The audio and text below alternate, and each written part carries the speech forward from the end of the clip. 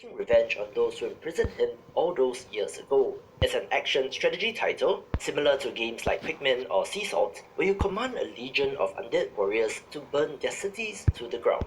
The roguelite structure is cleverly explained here since you are an immortal documenter with some great pixel art and impressive number of units on screen.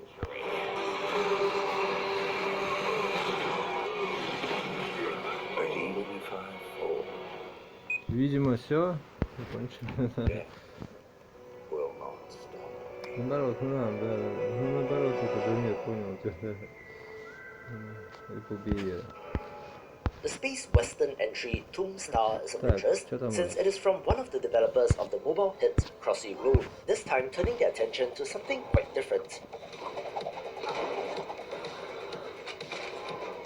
Playing as gunslingers, take down the biggest outlaw gang in the Frontier Galaxy, who claim an entire star system for themselves, given the nickname of Tomb Star, since anyone who wanders in never returns. From the trailer and description, I wasn't able to identify any special hook, but it gets my attention due to the pedigree alone.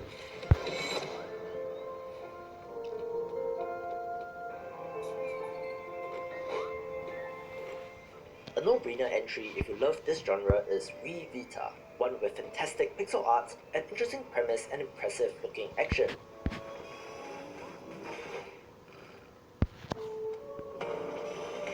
You're climbing up an ominous clock tower in hopes of regaining your memories, exploring a monster-filled subway line in order to get there.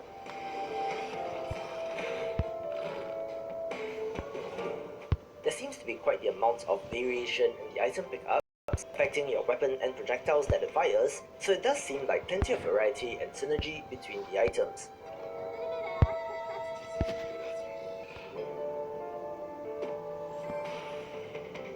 I do like the designs of the NPC characters and vendors as well, which seem to be a little inspired by Hollow Knight, but for how great this looks, it gets a spot.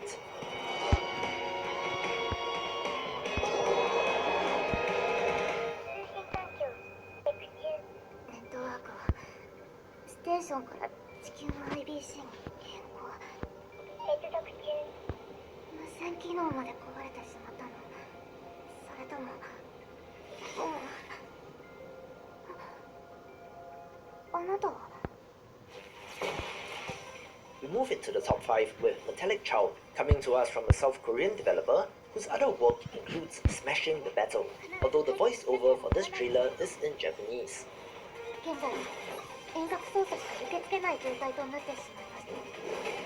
Similarly, it's an action roguelite with a 3D look which is done very well, even allowing you to jump and including additional elements like side-scrolling platforming and shoot 'em up.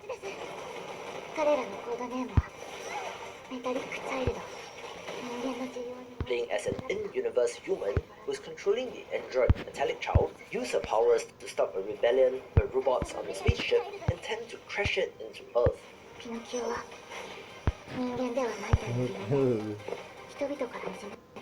Great looking action, awesome boss designs and looks well made, so look out for this in Q2.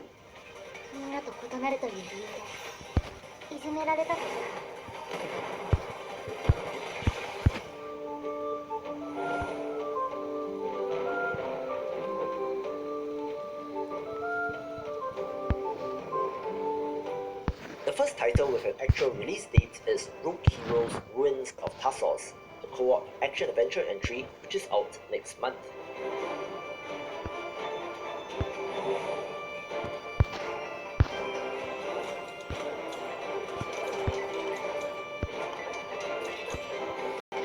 On top of procedurally generated dungeons, bosses to fight and more, there is permanent RPG progression and even a village building system with activities like swimming, farming and fishing which you can do.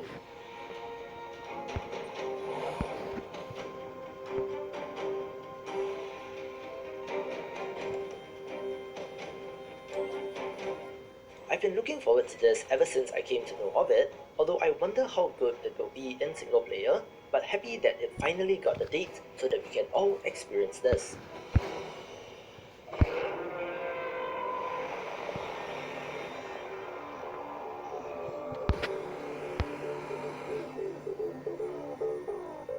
In my recap of the best roguelike indie games of 2020, I told you to keep an eye on South Korean publisher NewWiz, since they did publish titles like Skull the Hero Slayer and Metal Unit, and they have done it once again with another Korean title, Blade Assault. It's a cyberpunk action platformer where you're battling your way up through the Undercity to bring those corrupted by power to justice, with again one of the most impressive pixel art styles that I have seen. Great looking action, variety in weapons, and cool NPC and enemy designs just sweetens the deal, with this going to Kickstarter last year as a means for additional funding for extra features. The February window is from that campaign as well, so fingers crossed it will make it to launch. Нет, ну да, да, да.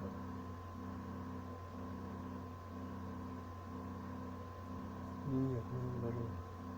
Какой еще страны? Да нет, нет, да, я понял, да. Вот это есть он самый, да. Да наоборот.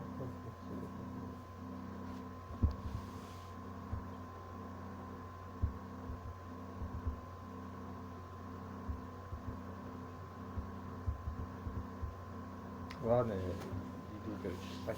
Иди, ты знаешь куда. Не спеши.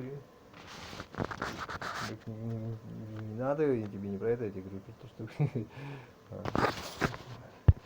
Ты ж.